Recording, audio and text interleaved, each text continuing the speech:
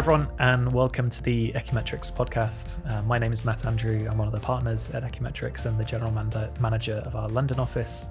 And today we're going to be talking about marketing mix modeling and marketing effectiveness more generally at scale in large global organizations, and how to bring about more of a capability from a marketing effectiveness program versus maybe individual studies that exist at a single point in time. And to do that, I'm really happy to be joined by John O'Connor, who's the Marketing Effectiveness Analytics Director at Haleon. So thanks for joining us today. My pleasure. And for those that don't know, because Haleon, maybe not everyone's heard of Haleon as a company, but they'll have definitely heard of the company that you've come from in terms of where Haleon has joined. So what is Haleon and what does it do? Yeah, so Haleon is 2 years old, but we were formerly GSK Consumer Healthcare, so 150 years of legacy before that. We span off as a standalone company, as I say, 2 years ago, and took all the consumer healthcare brands with us. So Haleon might not be familiar, but brands like Sensodyne, Panadol, Voltarol, Otrivin, Advil in the US, we've got lots of big name brands, and we're the biggest standalone consumer healthcare company in the world now. Yeah. So yeah, that's who we are. That's where we come from. No, great. And being the biggest consumer healthcare company in the world, that kind of size and complexity organization is something we'll talk about as we get into the kind of meat of the topic today and marketing effectiveness. But before we go down that path of the program, could you just give us a bit of background on yourself, like your background? Sure. And your role in Haleon over the last few years? I started in intelligence and retail, and then moved into business insights and analytics with IRI, now Sakana, obviously. Started working with GSK as it was then, in the advanced analytics space, probably about 12 years ago or so, setting up their original marketing mix modeling, MMM program. And then after a few years building it out with them externally, they brought me in-house, and I spent 4 years working in various regional teams. And then for the past 4 years, I've been in a global role, more or less the current role I'm in now, taking the advanced analytics solutions, particularly MMM, and centralizing it and scaling it, making it more accessible. So yeah, that's sort of my career in a nutshell. As we dig into that topic, exactly some of the things you talked about in terms of centralizing, scaling, and making sure that we're serving this very complex, 1,000+ marketing person organization, a lot of people in that team, and the change in approach that's necessary to kind of lead that through a central effectiveness team and stand up that capability. So how were things done before, and kind of what prompted, or what's the goal in terms of bringing that more centralized approach? Sure. Almost to refer back to one of your original questions, the thing about Haleon is it is a very big company. We operate in 80+ markets. As I said, we've got something like 12 core power brands, but then you magnify that across all of the markets, means that we have, last time I checked, about 1,600 brand market combinations. We call them BMCs. Each one of those is essentially a mini universe that requires assessment and analysis, which would be an awful lot of models to run. So back when I was working with IRI, and then when I came in-house, there was an MMM program. As I said, we stood it up, but it was very localized. Each project was very standalone. It was up to whoever was running it locally to do all of the legwork, project management, from the POs and admin and project management through to getting all of the right data and organizing the right stakeholders to be involved. So, it was a capability that people appreciated, and it was something that we scaled out. We were running probably dozens of standalone individual MMMs back then. The problem is it was with multiple vendors, and there was a centralized team providing some level of governance, to ensure there was alignment on methodology, also keeping an eye on the costs, obviously. But that's what it was. It was a series of ad hoc projects run all over the place, delivering huge value for those individual BMCs, but almost kind of as a one and done, that gathers dust somewhere and you kind of move on. So that's why it was decided that, we needed to take a fresh approach for this, really. Okay. And so in terms of, moving from that one and done, existing as a PowerPoint in a local BMC, what were the kind of main goals? Like, what did you hope to achieve with standing up a new program? Scale is one of the first things. I think that was probably the main thing that my senior leaders were keen for us to get coverage, because as I said, 1,600 BMCs is an awful lot, but actually when you assess it based on the level of spend of each of those BMCs, it's obviously very top heavy. I think approximately 80% of our total global media spend is consolidated within 100 or 120 of those BMCs. So immediately that made us realize that there actually is a scope that we can work towards. So that was the one thing. If it's run centrally, it gives you more opportunity to scope because you have more control over the whole scale of what you want to do. The other one, perhaps naively, was trying to leverage the data products that existed or that we thought existed around consumption data and media data. We'll talk about naively as we go through this. There's been a lot of that on the journey, as you know. But yeah, the idea was, how hard can it be? Let's just get the data from central sources, stick a pipe in that one, bring the data together, have a centralized program, build an offshore team for the data processing side of things so that we didn't have to rely too much on individual vendors in that regard, and therefore scaling would be more cost effective as well. But also, and this is one of the really big things, the centralization wasn't just about economies of scale and speed and control. It was more about how we could do more with the output as well. Because I think one of the things that was frustrating in the past is, yes, we had a lot of MMMs, yes, we had lots of individual results out there, but none of them were time aligned because they'll be run at different times and so on. Most of the results were in PDF or PowerPoint. You sometimes get Excel extracts, but if you're trying to put it all together into something more holistic, it was incredibly difficult to do. And therefore, there wasn't much in the way of consolidated output. And so one of the original goals of this program, beyond the stuff I already mentioned, was to make it live on. So we call it rather grandly always on MMM, which again is probably another part of the naivety that's fed into this. Because one of the original goals was also the frequency, right? If you streamline it and you automate it, you can do models on a quarterly basis rather than once a year or every 2 years. But part of the name always on was that the data continues to live. The data doesn't just get sort of dumped after you've done it. So get the data back in house, consolidate it, share that data with other people, share the insights as well. Gives you so much more value add than you get from an individual study, which, as I said before, is very powerful for a BMC, but only for that BMC. Yeah. So we were looking for ways that we could share the value across the business more widely. Yeah, no, big goals to go after as well. Yes. In an organization, none of these organizations are static. Haleon's the same. You've got moving governance, moving structure. A new company 2 years in, I think when we started, it was still GSK Consumer Healthcare. Yeah, it was. So a lot of change in the organization that kind of affects the goals and the implementation and then where we are with the program now. So for you, how has it been versus the expectations? What's different now around marketing measurement that's kind of successful, and what's also different versus the original goals? The first one is the obvious one that I touched on about being naive before, is with an organization the size of ours, even if you think you've got good quality data products bringing data together, you probably haven't. And that was one of the things which really made us have to change direction, because it turns out, we had a database of media data with our media agency that was part of the contract with them. But as soon as we started investigating that and trying to use that data, it soon became apparent that it just wasn't granular enough. It didn't cover enough. There was bits missing. And so actually, it was the local teams whose lives we were trying to make easier by saying, we'll just get the data for you. All of them said, that's not really our data. It's probably better if we just give you the data ourselves. And from a consumption data perspective as well, sales data, which is obviously crucial. Yeah. Getting it from databases where that data lives doesn't necessarily mean that it's mapped or prepared or structured in the same way that the local markets see their data. So within a very short time span, we realized we can't just stick a pipe in that one and stick a pipe in that one. We're going to have to, in the short term at least, collect all of the data manually. And when automated data ingestion is one of your primary goals for a work stream, it means you have to change direction very quickly. Yeah.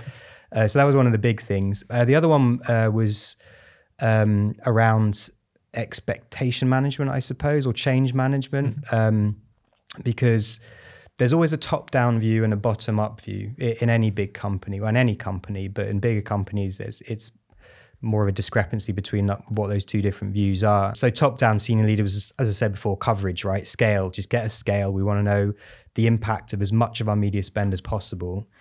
But because we're relying on local teams to provide the data, validate the data, basically be involved, it's not light touch for them. Yeah. And about a year into the program, we're told that it needs to be co-funded by the markets as well. So not just come out of an entire central budget, meant that suddenly you have to make sure they're happy with the output as well. So they don't just walk away, take their funding with them and take the data with them. So it meant a big change in direction, trying to stick to that original top-down vision that the senior leaders have, but also make sure that the users on the ground are still happy with it. So within about 18 months, I suppose, after we'd run our sort of first year of piloting and we were beginning to scale and become established, we did a big round of user feedback. And if you bear in mind that sort of the original vision was sort of automated data ingestion, frequent modeling and results in a dashboard, light touch, coverage, a lot of the users on the ground said, yeah, that's kind of the opposite of what we want. Yeah. We don't necessarily need more models more than twice a year. Also, we definitely don't want results in a dashboard. What we like with the work we'd already done with you guys up for 18 months is they really appreciated the consultancy. They like the insights. So the users on the ground wanted more of the almost old-fashioned stuff and weren't necessarily bothered about the top-down vision. So yeah, 18 months ago was a pretty pivotal moment where we had to say, okay, well, we'll still need to focus on the back end. That's not going to go away. It's just a lot harder than we thought it would be. But now we need to build a program that scales out and ticks the boxes of the senior leaders while still meeting the requirements of the users on the ground. So it's evolved. We're still moving roughly in the same direction as we'd planned, but it's become a lot bigger with a lot more facets to it than we originally set out. I think it started off as a concept that it would be a tool, which I never quite liked that expression, but a lot of people said it's a tool, MMM's a tool. But anyway, like, okay, sure. But then it became a service because obviously we had to deliver more in the way of that consultancy and insights to the users on the ground. And now we're evolving into essentially a capability. Yep. Which means not just having the tools, which we're building, which we have built with your help, and offering that service, which we will continue to do, but how do we now really embed the capability within the business so that it sort of becomes the fabric of media planning and marketing effectiveness measurement. And that dynamic of top down, bottom up, which is what steers so much of how the program changes over time. How do you feel we've bridged what the senior leadership are looking to achieve with the visibility of how effectiveness is developing across Haleon as a whole, and some of those kind of broader meta learnings that you can take from a program when it becomes more centralized, when that data is more available, when the outputs are there to be analyzed in further depth as well, alongside what the local teams need, because they're the ones that ultimately operate the business. It's their brand. And plan what's happening. So what are the things that have helped to kind of bridge that sometimes gap that's in those competing demands? Hard work and perseverance.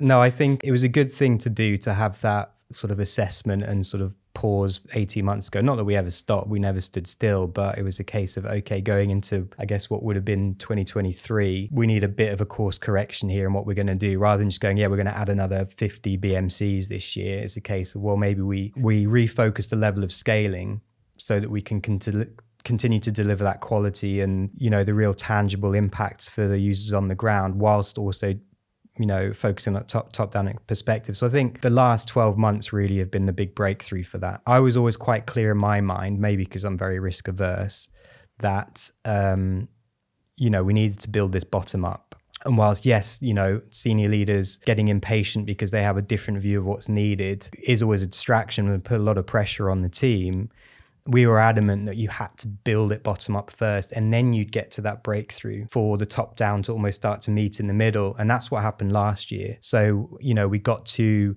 what I would say is a sort of not quite critical mass, but a decent chunk, right? I think once we hit the, 33, over a third, pushing 50% of our media spend covered by the program, then that second piece of the always on nature that I mentioned sort of came into play. So last year we pivoted from just the stabilizing things on the ground, making sure we had the buy-in and we're delivering great quality results and insights, to bringing those results together, mapping them, consolidating them, putting them in a dashboard, because that's what the senior leaders wanted to see in the first place.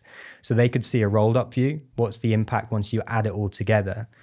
And if that's the impact of 50% of your global media spend, it's a pretty big impact. And we could finally show them, these are the trends, this is the direction of travel, this is basically what your media effective looks like, this is what's driving it, these are some of the issues, and this is how we track it quarter on quarter. So that was a big breakthrough moment, because there was some level of patience, I'd say, because they kept saying, when's it coming? I was saying, it's coming. And then last year when we finally managed to do that, it was the breakthrough. The CMO, Tamara Rogers, who's always been a big supporter, finally had something tangible she could see, because she wasn't going to go in to sit in a workshop or, use the simulation tools or read a deck or anything like that. But to finally have all the consolidated results in a simple dashboard, which we co-developed with you guys, meant that she could finally see it coming to fruition. And in conjunction with that, the insights are always really important, and I think get forgotten a lot. Having numbers in the dashboard is great if you know what they're telling you.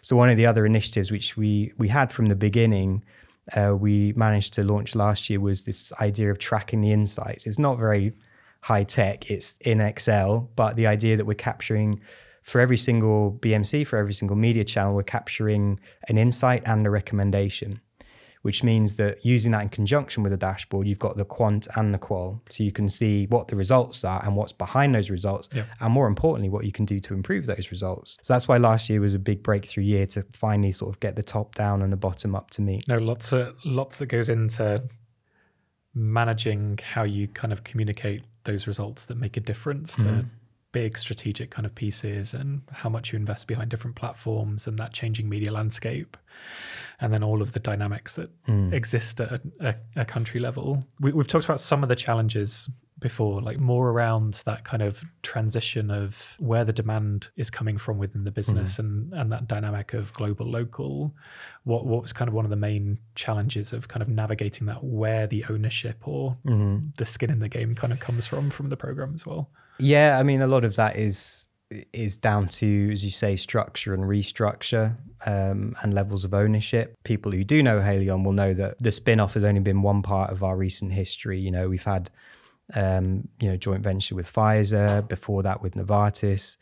After the spin-off, obviously you're a standalone company, so structures change again. My organization, CBIA, Consumer Business Insights and Analytics, was only 4 years old as well. And we're on to, as I said, our second lead for that. So those are the kind of dynamics that are constantly shifting, and we're trying to sort of stay true to our course with people chopping and changing, including senior leaders. One of the things which has been a big feature of the recent history of Haleon is a moving more from global to local. Quite rightly, that's where the money's made, right? In the local markets, selling the products in local markets is where we all get the money and the profits from. So giving them more P&L ownership, giving them more responsibility, but also therefore giving them more decision-making rights. So it's not like it would have been 10 years ago, all centrally governed, you must do this, we're in charge, we're the ones who pay the bills. As I said before, they've got skin in the game because they literally pay for half of the program.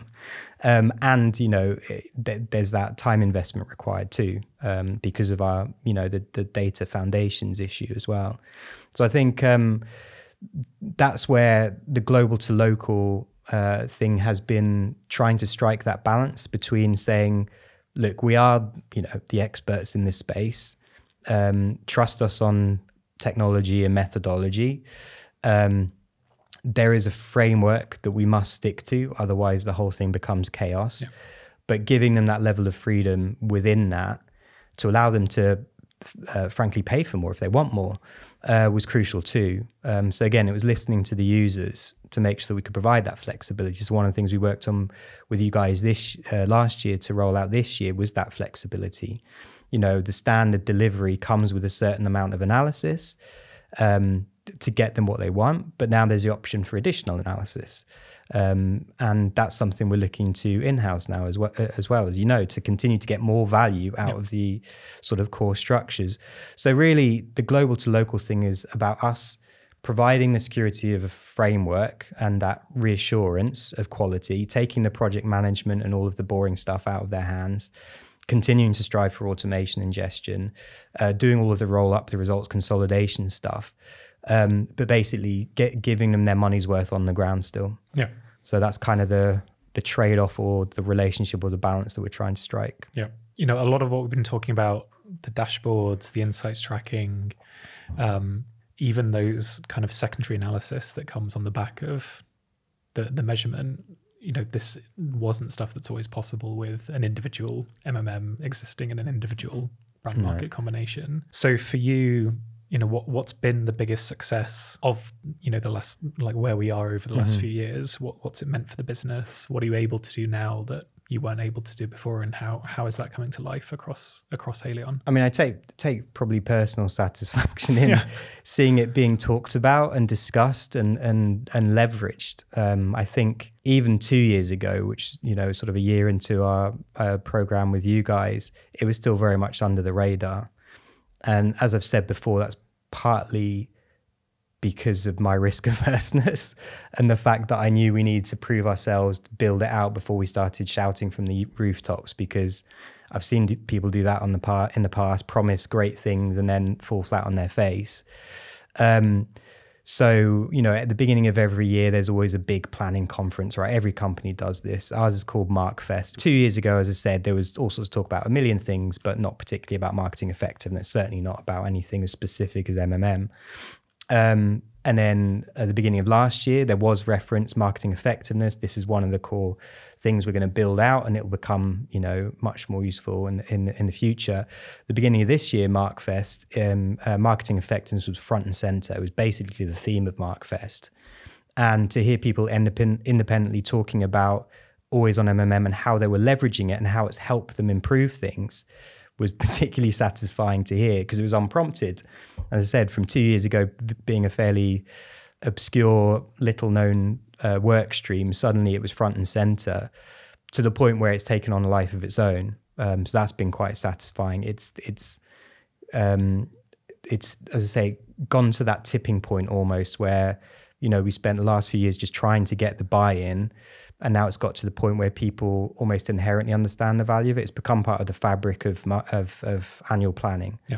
So I think that's been the main thing, which is probably a more personally satisfying thing. But also, you know, some of the more drier stuff that, you know, we're a big company with lots of KPIs, lots of scorecards. And the work that we do with you guys, the end results of that, things like sales contribution relative to spend, and then the ubiquitous ROI, are now featuring in those kind of quarterly scorecards. Are we tracking in the right direction? It's going to increasingly be used as well to reference the job that our media agency is doing, which would have been unthinkable a couple of years ago. But that's kind of where we've got to now, where, as I say, it's gone from being a tool to a service to a capability to actually being just something that is part of the way we plan, the way we report, and the way we judge our performance, basically. Yeah.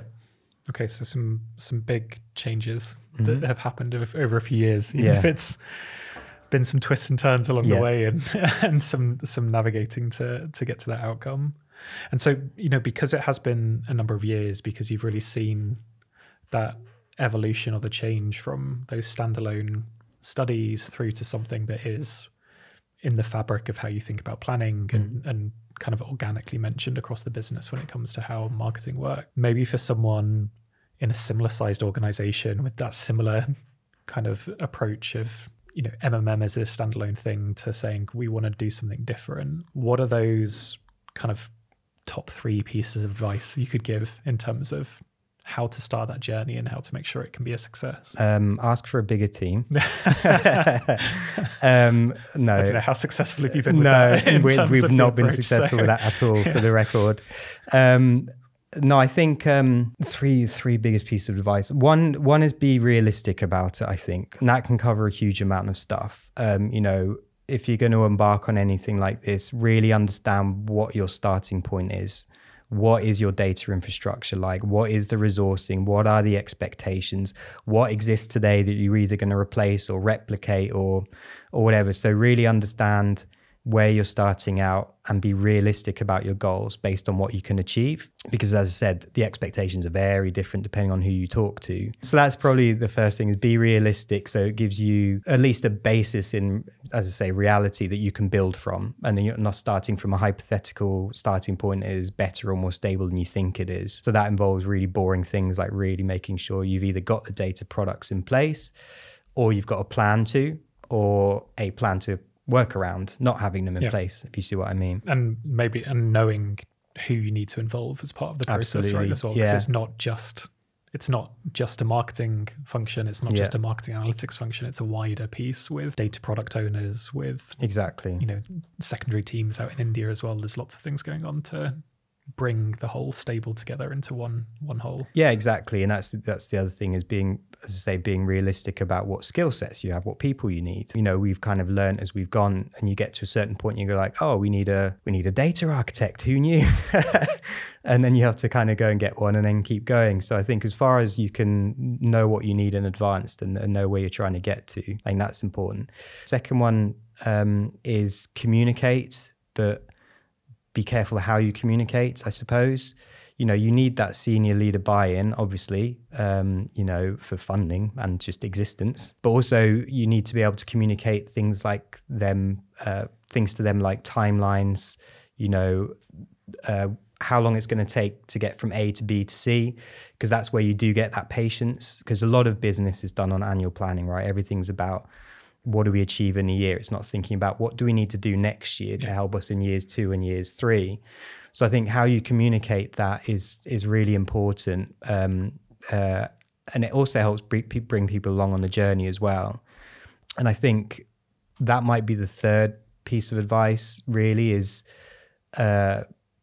linked to the other two, though, I suppose, is the right people in place, but also the right mindset. So I think getting that buy-in is crucial, helping people understand why it is you're asking for something, what it is you need, but also what the benefits are. There's very much a carrot and stick approach here. So looping in the right people you need from the local teams, from the media agency, as you say, from a data and tech perspective, and making sure they really understand what you're trying to achieve. So you get that buy-in, so everyone has that shared sense of where you need to get to. And then it becomes more collaborative.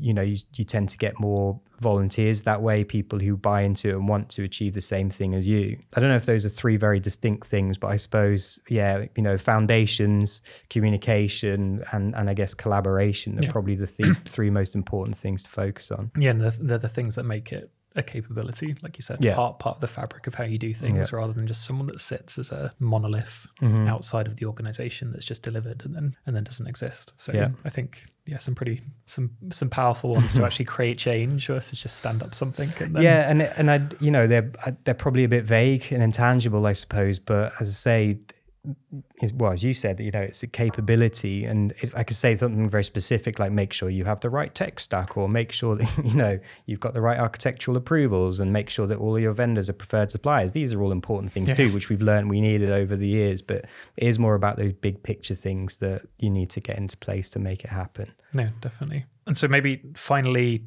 with that in mind, what's next for Haleon and the program as a whole? Doubling down on the capability now that and we're continuing to scale. We're going to keep adding BMCs. We're going to keep going for that coverage. But as I say, that's become almost its own thing. It's sort of living, breathing thing now. We don't have to micromanage that as much as we used to. Certainly you and I don't. I think that allows us to focus more on the capability. And if last year was the breakthrough in visibility and awareness, through things like the dashboard and the insights tracker and all of that stuff, this year's focus has been a lot more on capability.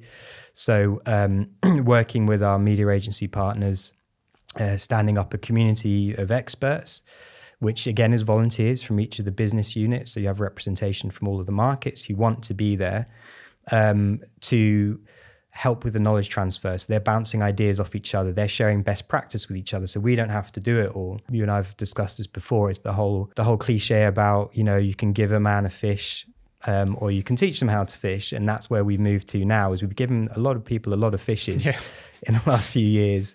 And now we're saying, right, okay, well, we've built, I'm not sure I'm going with this, we've built the infrastructure for you to be able to fish for yourself. So that's probably more of the same, I'd say, is we're going to keep pushing the capability. Because in an organization the size of ours, you think you've cracked it, but you're probably still only hitting about 10, 15% of the people, because it's so consolidated, as I said. So continuing to build the capability, continuing to build the capability on others that they can share the capability on. I think that's still going to be a big focus. And then probably more tangibly, there's a lot more internalization to be done. This is one of the original objectives, and one of the things that we've worked with you guys from the beginning about, being transparent in where we need to get to, what we can internalize, what we should internalize, what we probably shouldn't. We started from the back end in, as you know, all the sort of data ingestion, processing and so on is done in-house. The results consolidation increasingly is done in-house, a lot of the capability as well. Obviously, a lot of the modeling is still done externally, a lot of the consultancy as well. But we've stood up a team this year to do more of the in-house secondary modeling, so interrogating the model output that we get back from you guys through the pipelines, and then being able to interrogate that further. And we're going to expand that out as well, because even though it's not delivering end-to-end, models and full consultancy in the same way that your teams do, we can interrogate the data further and further and get more value out of it. So that's where we're moving more into internalization. But also working with parallel work streams within the business to see how we can bring it all under one umbrella. Because again, company size of ours, especially when you've got a lot of power and decision-making rights within the markets and within the business units, to try and get everyone to pull in the same direction can be difficult. So making sure that we have sort of one commercial and marketing effectiveness, measurement and optimization vision and plan for the whole business, so that we can bring more and more things in-house, but bring more and more things together as well. Big focus on media effectiveness over the last 3 years. We're now looking more and more at price elasticity and promotional effectiveness. Being in consumer healthcare, expert, marketing to dentists and doctors and so on is a big part of the business too. So all of those things, looking at it more from from a holistic perspective, what are all of the drivers of our business? What's the return on investment for all of the levers, all of the levels on the P&L, and not just so much on the media side of things? So yeah, I think capability, internalization, and I guess completeness probably are the three big things that we're pushing more towards in the future. And thank you for just the transparency of the process, because I think when you hear about some of the big marketing effectiveness programs that exist across the industry, there are big marketing events and you just hear the positive story of the outcome and the massive effect it's having and things like that. But actually the journey to make it happen is never smooth and simple. And, every business is different. Every business is unique. And actually some of those slightly more intangible or theoretical things that you talked about from a advice perspective are actually really the things that make the difference in terms of what you stand up, because it's not the same from one business to the next. So hopefully very valuable to anyone looking to embark on the same journey or in the journey right now and thinking about how to adapt as they go along, because they're hitting some of the same barriers. So yeah, for sure. I mean, we've made various mistakes and learned from them. So always happy to share that wisdom on, because some of them are avoidable, some of them not so much. But hopefully, and if anyone wants to kind of reach out and discuss it further, I'll be open to that as well. No, great. Thanks so much for your time today, John, as well. No problem. And thanks for joining us. If you want to hear more from the Ekimetrics podcast, then subscribe through your platform of choice. You can just search Ekimetrics as well and hit that subscribe button. There's a big back catalogue that we've got there. If you want to know more about Ekimetrics, then you can go to ekimetrics.com, where we've got a wider range of papers and information that dig it deeper into these types of topics that we've talked about today as well. But thanks for joining us today, and hope to see you for the next one.